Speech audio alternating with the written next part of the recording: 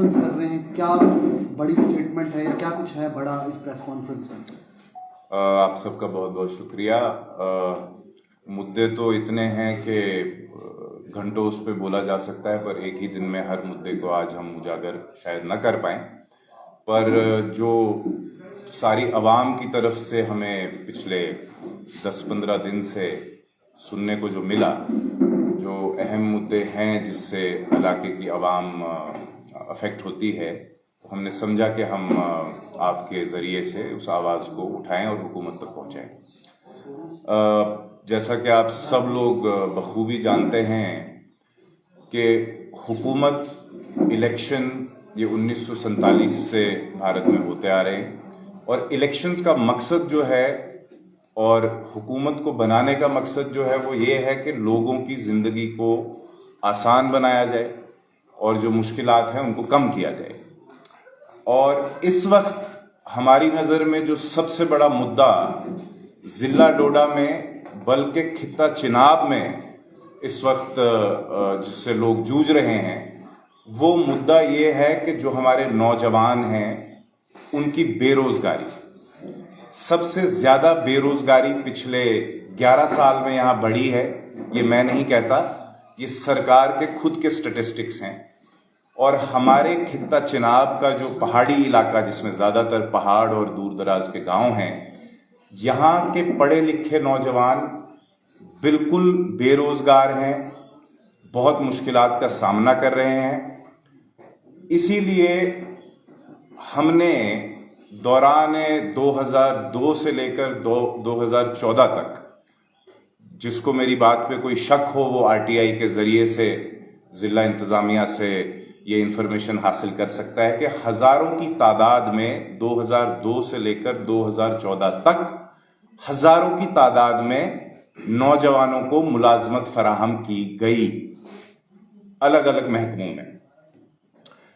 तो इस मुलाजमत को फराहम करने का एक बहुत बड़ा हथियार जो हमारे पास था वो था आरबीए, जो रिजर्वेशन थी सरकारी नौकरियों में।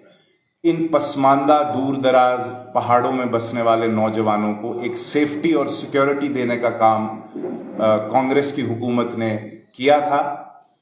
20% की रिजर्वेशन हमने सरकारी नौकरियों में रखी थी यहां के पसमानदा अपने इस खित्ता चिनाब के नौजवानों के लिए।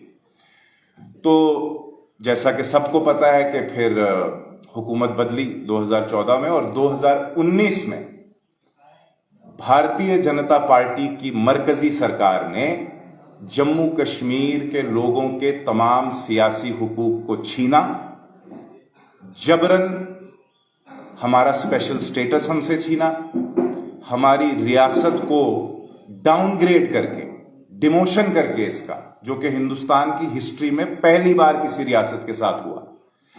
यहां के लोगों को हर तरह से कमजोर करने के लिए एक सैकड़ों साल पुरानी रियासत जो महाराजा के वक्त से थी उसको डाउनग्रेड करके एक यूनियन टेरिटरी बना दिया गया। उस दिन ये जो 20% की आरबीए रिजर्वेशन थी, 2019 में इसको घटाकर 10% कर दिया गया।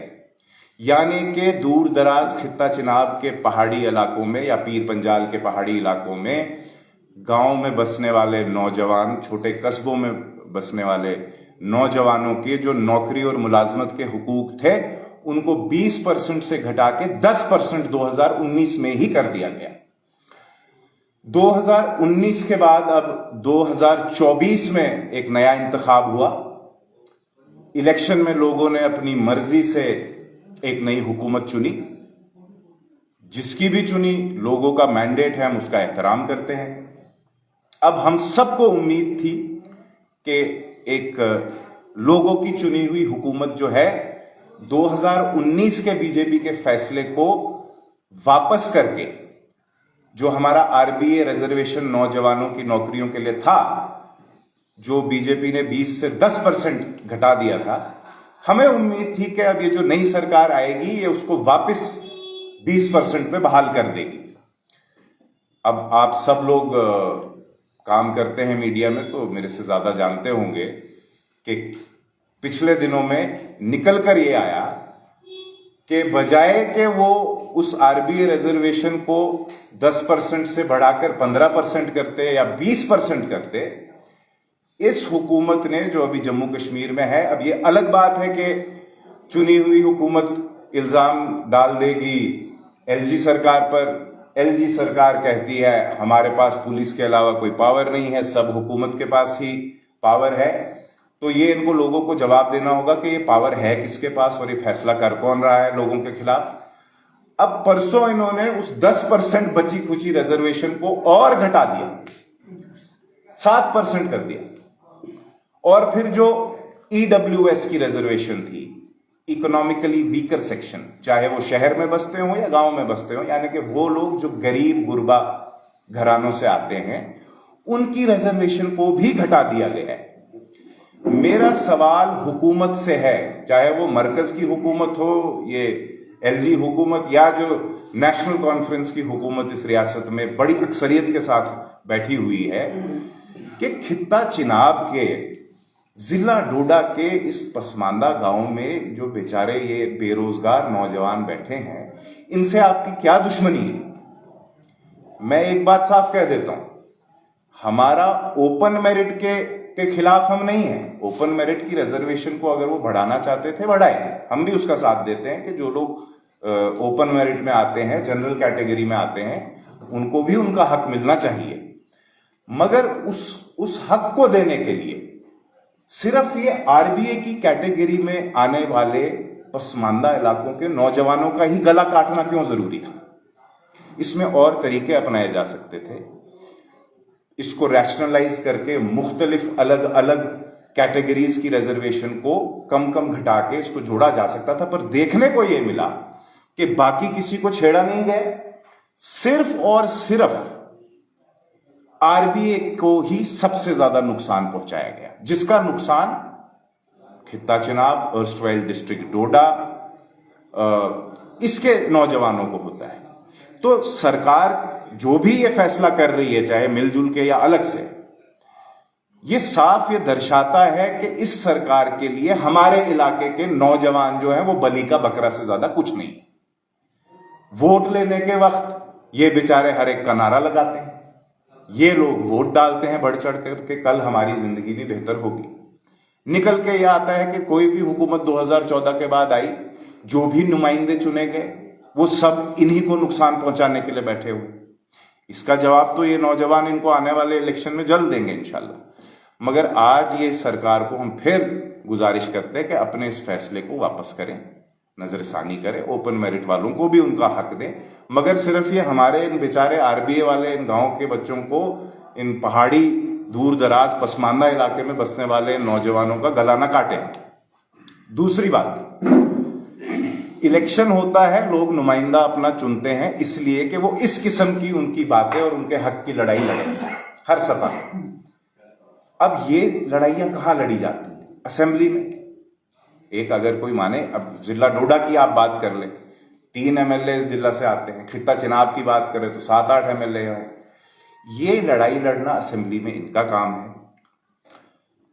और मैंने तो अभी तक किसी के मुंह से सुना भी नहीं कि उन्होंने इस फैसले की मुखालफत की है। अगर ये काम नहीं कर सकते तो फिर ये इन एमएलए की कुर्सी पे बैठे क्यों?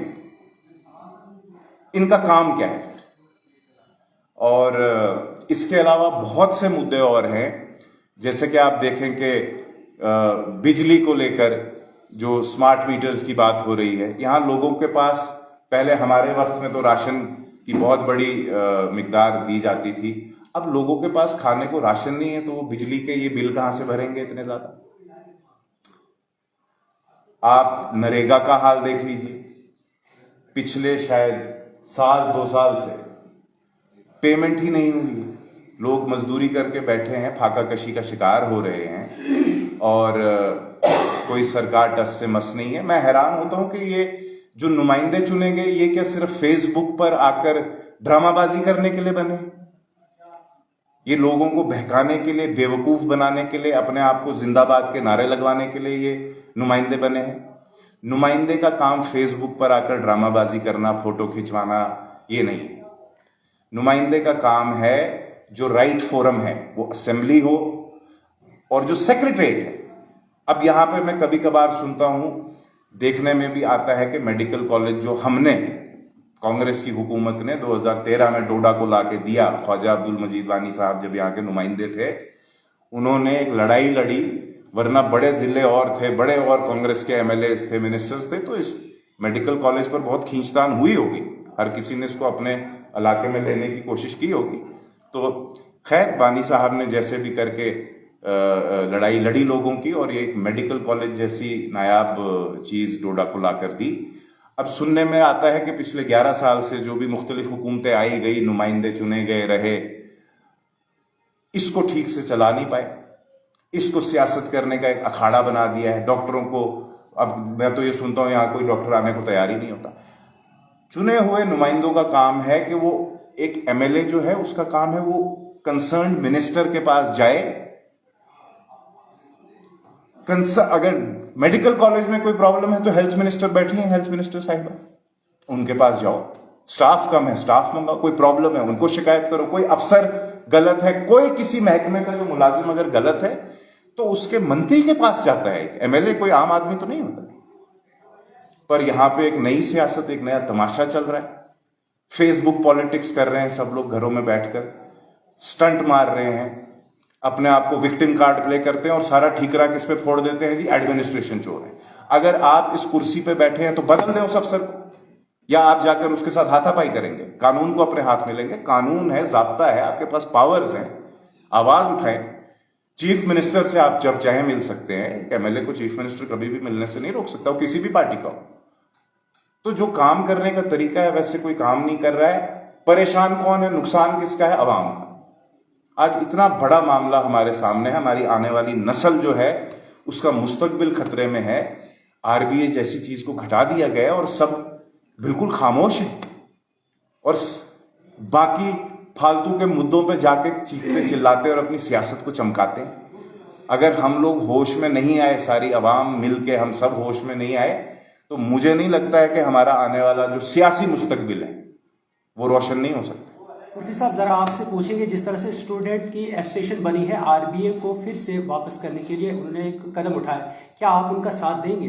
जी, वो बस एक बार मुझे बताएं कि मैं जिस लायक भी हूं, जहां तक जाना हो, लेफ्टिनेंट गवर्नर साहब यहाँ हैं उनके पास जाना हो, चीफ मिनिस्टर साहब हैं उनके पास जाना हो, मैं उनके साथ खड़ा हूं, दिन हो या रात। मुफ्ती साहब, क्योंकि आरबीए के साथ छेड़छाड़ करने की कोशिश नहीं था, तो कंफर्म हो गया है कि आरबीए के साथ छेड़छाड़ कर रहे हैं। 60% मेजॉरिटी की बात अगर करें तो मेजॉरिटी जो है आरबीए के साथ जुड़ती है जी। लेकिन सरकार कैसे ऐसा कोई फैसला ले सकती है कि मेजॉरिटी को जो है वो अपने वोट बैंक की पॉलिटिक्स भी हो, जाहिर सी बात है, जाहिर सी बात। लेकिन अगर कैसे करें? वोट बैंक पॉलिटिक्स की वजह से शायद उनको, शायद यहाँ के वोट्स की उनके दिल में कोई कदर नहीं, वो यहाँ के नौजवानों को इंसान नहीं समझते, वो इनको सेकंड क्लास सिटीजन मानते हैं, जानवर समझते हैं। शायद वो ये समझते हैं कि यहाँ के नौजवान उम्र भर हाथ में बेलचा उठा के और हथौड़ा उठा के पत्थर तोड़े सड़कों पर, यहाँ के नौजवान बस उम्र भर लद्दाख में जाके मजदूरी करें। वोट बैंक पॉलिटिक्स नहीं तो और क्या। लेकिन नौजवानों को आप क्या कहना चाहेंगे कि नौजवान? मैं नौजवानों को ये कहना चाहूंगा, देखें वैसे तो हमारे इलाके के नौजवान हों, बुजुर्ग हों, सब बाशऊर हैं, अक्लमंद हैं, मगर कुछ लोगों की गलती की वजह से पूरी कौम को भुगतना पड़ता है। कुछ लोगों ने अगर बिना सूझबूझ के कोई इलेक्शन में वोट डाल देता है तो उसका खमियाजा जो है वो फिर पूरे की पूरी कौम ही भुगतती है। तो हर एक को बड़े ठंडे दिमाग से ये सोचकर आगे चलना होगा कि हमें अपने इलाके को सियासी तौर पे किस तरह मजबूत करना है ताकि उनके हक की लड़ाई जो है वो ढंग से लड़ी जाए।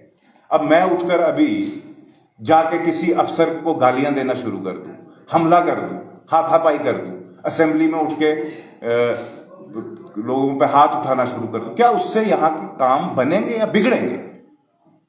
फिर यहां का कोई काम नहीं बनेगा। सियासी नुमाइंदों का काम है अवाम के बीच और इंतजामिया के बीच जो खाई है, दूरी है, जो खला है, उसको खत्म करना, अवाम को और इंतजामिया को एक दूसरे के करीब लाना।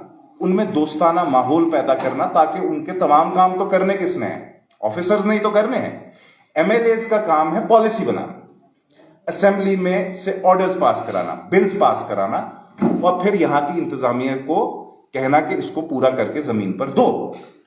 अगर अब ये आपस में टकराव, लड़ाई और इंतशार होगा सिर्फ इसलिए मैं ये सब करूं कि मुझे लोग फेसबुक पे वाहवाही करें मेरी और मेरे लिए बाहर सड़क पे नारे लगाएं। लेकिन आप जो है प्रेस कॉन्फ्रेंस कर रहे हैं, क्या कहती है प्रेस कॉन्फ्रेंस? आप फील्ड में उतर चुके हैं, आप इलेक्शन जी, मैं फील्ड में उतर चुका नहीं हूं। मैं जब से मैंने होश संभाला है पिछले 20 साल से मैं फील्ड में ही, तो मैंने कोई नया नहीं आना है। और जिस कदर मैं इस आवाम की परेशानियों को समझता हूं, और भी लोग समझते होंगे, पर मैं तो 20 साल से इस आवाम के बीच दिन और रात रहा हूं। मगर देखिए, इलेक्शन क्या होता है, कुछ शातिर सियासतदान जानते हैं कि एक तबका वोटर का होता है जो बह जाता है जज्बात में, तो वो इलेक्शन में उनका फायदा उठा लेते हैं। आपने 14 में यहां से इलेक्शन कौन जीते?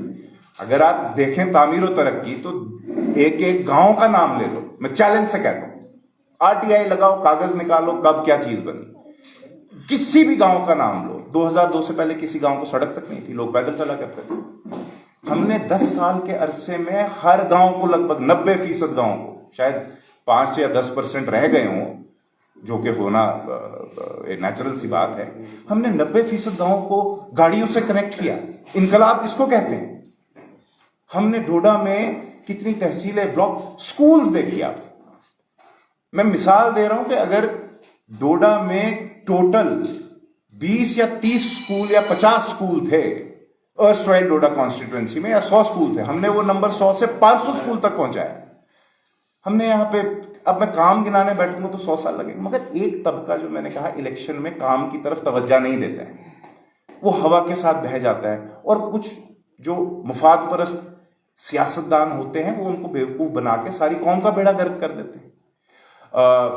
जैसे आपके सामने है, 14 में यहां पे इलेक्शन जो जीता शख्स कौन, क्या किया आज तक, कहां है अभी भी? एक कॉन्स्टिट्यूएंसी से उठे, दूसरी चली गई, बस अपने बिजनेस बनाए, ठेकेदारियां की। और फिर इस बार भी 2024 का नतीजा भी ठीक है, अक्सरियत ने तो उसको कबूल नहीं किया जो कैंडिडेट उनको नजर आया। क्योंकि आप अगर वोटिंग पैटर्न देखेंगे तो 1 लाख वोट मान लीजिए पोल हुआ, 70,000 ने तो नहीं साथ दिया, 75,000 ने, ठीक है, लोग बह गए, 20,000 उन्होंने डाल दिया एक तरफ। तो ये इलेक्शन की एक हमारी प्रोसेस ऐसी है, तो लोगों को बस आइंदा के लिए होशियार होना चाहिए। और ये जो मैं कह रहा हूं, ये मैं नहीं कह रही, आवाम आज खुद कह रही है। मुझे पिछले 1 महीने से ना हजारों नौजवानों से मिला हूं, जिन्होंने हमें खुद कहा हमसे बहुत बड़ी गलती हो गई, और वो भी अब बदलना चाहते हैं सियासत। जिस तरीके से आपने बात की कि चुनाव रैली में जो है हमारे 3 एमएलए हैं जी, आपने बोला कि वो भी बात कर सकते हैं इस बारे में। कहाँ? जब नेशनल कॉन्फ्रेंस से बात की, आप तो पूरे खिता चुनाव की बात की, 7-8 एमएलए, कोई बात ही नहीं कर रहा। जिस तरीके से नेशनल कॉन्फ्रेंस की हम बात करते हैं, तो नेशनल कॉन्फ्रेंस हमें कहती है कि भाजपा हमें काम करने नहीं देती है। जब हम ये क्वेश्चन भाजपा से पूछते हैं, भाजपा कहती है कि नेशनल कॉन्फ्रेंस काम करना नहीं चाहती, वो यहाँ पे एक ड्रामा क्रिएट कर रही है। आप मुझे बताइए, लोग जाएंगे तो जाएंगे किसके पास? मैं सीधी सी बात कहता हूं, एक शख्स अगर एक हुकूमत की कुर्सी पे बैठा है